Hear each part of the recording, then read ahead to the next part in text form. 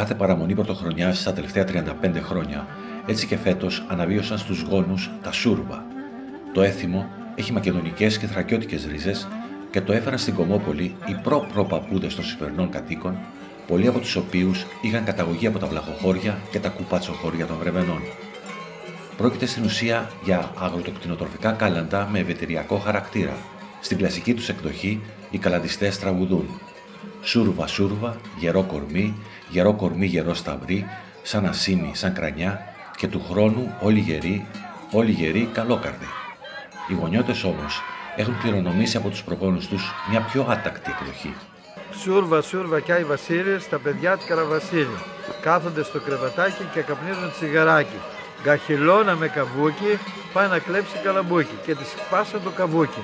Τα παλιότερα χρόνια, όταν στους γόνους ζούσαν περισσότερα παιδιά, σχηματίζονταν διάφορες ομάδες αναγειτονιά, οι οποίες μάλιστα είχαν και ανταγωνισμό μεταξύ τους, ενώ οι περιοδίες τους στους δρόμους της Κομόπολης γίνονταν ανήμερα πρωτοχρονιάς πριν το ξημέρωμα.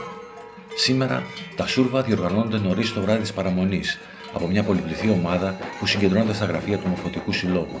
Τα παιδιά, αλλά και μεγαλύτεροι, φορούν χοντρές μάλινες κάπες, παίρνουν γκλίτσες και ζώνονται κουδούνες, κυπριά και τσοκάνια, τα οποία δίνουν στο έθιμο και έναν αποτροπαϊκό χαρακτήρα, καθώς με το σαματά που προκαλούν δεν διώχνουν μόνο τον παλιό χρόνο, αλλά και τα κακά πνεύματα. Ξεχύνονται στους δρόμους της Κομόπολης, χτυπούν τις πόρτες των σπιτιών, εισβάλλουν στα μαγαζιά και ξεσηκώνουν τον κόσμο με τα κουδούνια, τις φωνές και κυρίως τα χαμόγελα και την ενέργειά τους.